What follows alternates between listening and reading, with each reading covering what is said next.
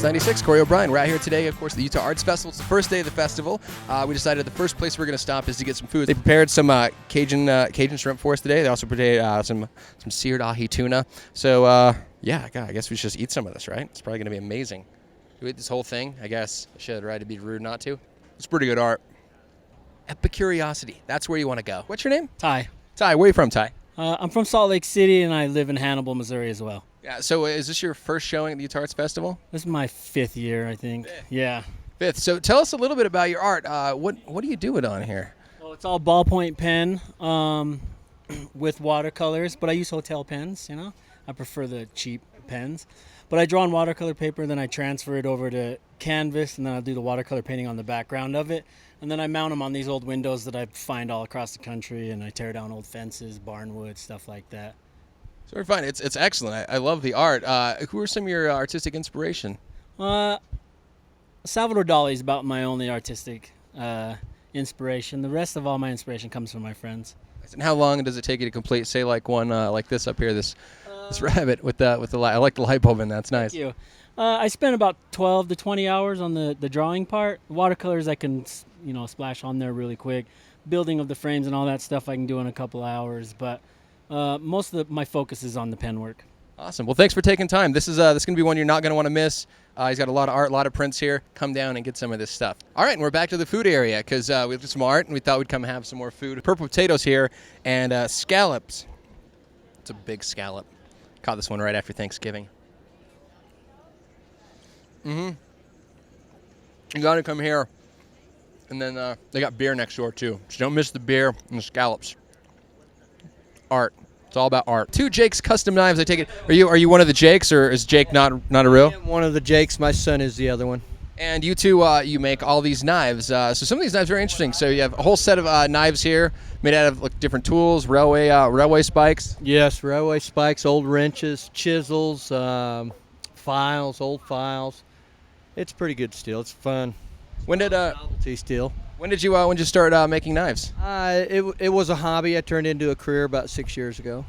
Oh, so a whole career. You can pay all the bills and everything. It's finally gotten to that point. It took me a while. Wow, that's incredible. Now, can you throw knives as well? Are you a pro at that? I try not to get into the throw part. It's a whole different circumstance as far as the way the steel is made and how hard it is, and so it doesn't be brittle or doesn't bend when you hit an item. So what's the Cadillac? What would be the show knife you have here? If there was one here that you'd say your favorite. I'd say it's the rare, very rare mammoth ivory. It's the blue-gray mammoth ivory.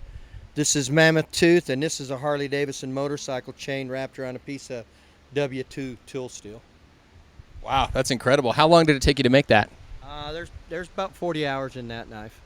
Wow, very impressive. So if you come down to the Utah Arts Festival, come get yourself one of 2 Jake's custom knives anywhere at Epicuriosity. Once again, because apparently there's dessert. We've been around looking at some more art today.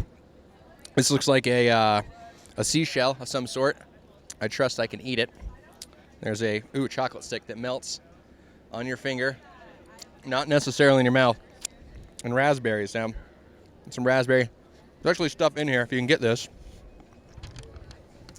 All that in there, I think it's just good stuff. So we'll get some of this. Ooh, we got pudding.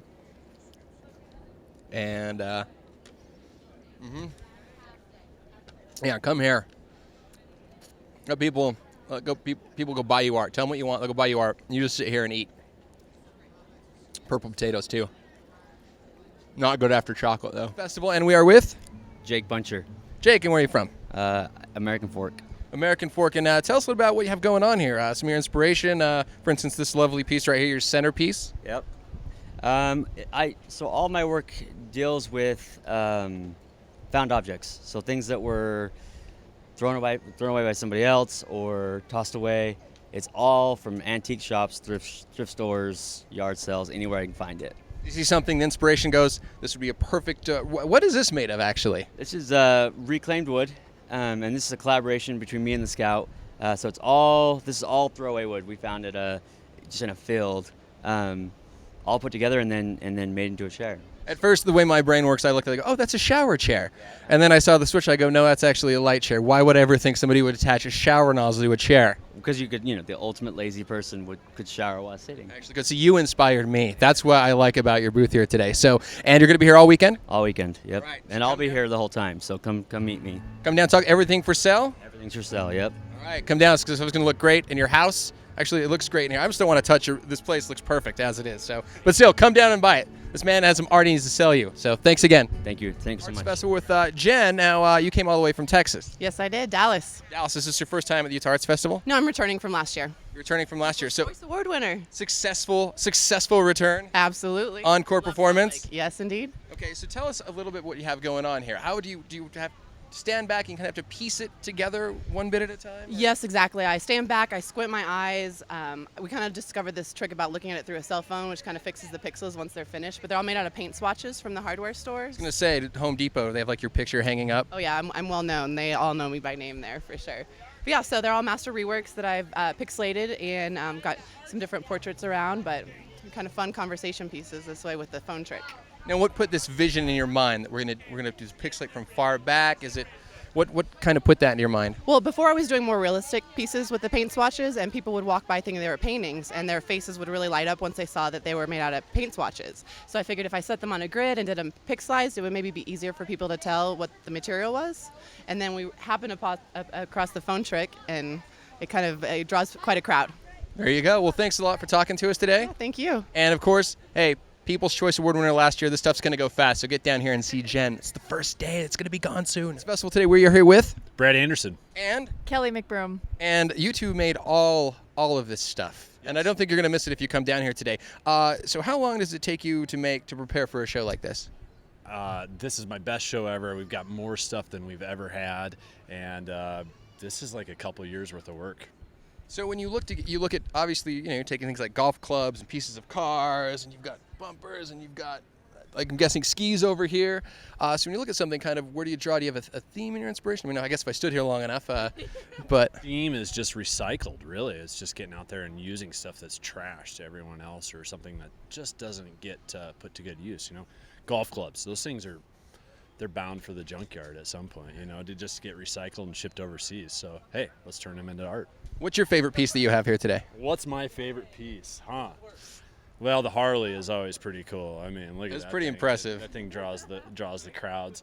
How'd you get that thing down here? I don't assume you rode it down here. So No, she rode it. I pulled her behind the truck. Yeah, all the way down. No, the bottle openers are always my favorite. Like people always love those. yeah, I feel like those are gonna go quick. And we got some new ideas. The sheriff's hood, the coat rack. Oh yeah, That is a coat rack. I didn't even notice that. Very nice. Lights up and everything. And we got some good new lamps.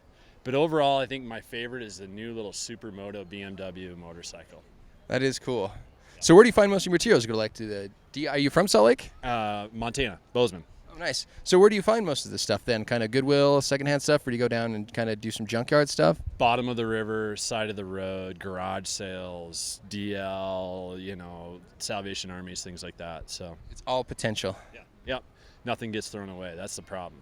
All right. Well, perfect. Too much stuff. Too much stuff. All looks really great. So thank you for taking some time today. Have a good day.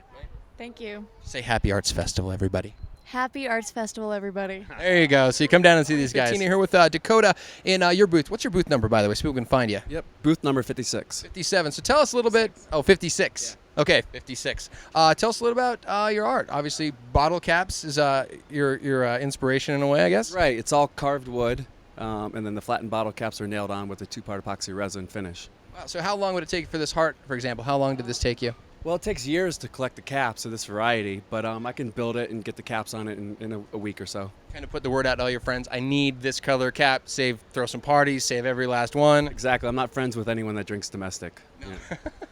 I like that. So what's your favorite piece? You have a lot out here, actually. Yeah, there's a lot out here. A very interesting piece is that banana over there. It's a little rotten, and the way it's springy and it kind of moves, I really like that one. I think my best piece is the carousel horse here. Oh, yeah. Oh, that's very impressive. I have about 300 hours in that piece. Wow, that's a long time. So how long did it take you to collect the bottle caps for that? I mean, It's a constant collection. I've been collecting for 13 years. I've been doing this art for that long. So Like a garage with barrels just full of bottle caps. You kind of have to sort them all. And yeah, pretty much. I have a whole wall of shelving with the unflattened caps and the sorted ones, and then the flattened sorted. So yeah, and then all the barrels and cans full of caps just for everyone. awesome, looks amazing. I love the table and chair here. The bacon and eggs is pretty incredible. I've been feeling that one's. Now, is everything here for sale? Everything's for sale except for the carousel horse. That one's your piece. That one's a commission piece. It's going to Wisconsin next month. Very cool. So there you go, Dakota, booth 56. Oh, I am taking orders on it though. you are. So there you go. He can make it at 300 hours, but one can be made for you. So thanks, Dakota. Right. Booth 56. Come down and see him.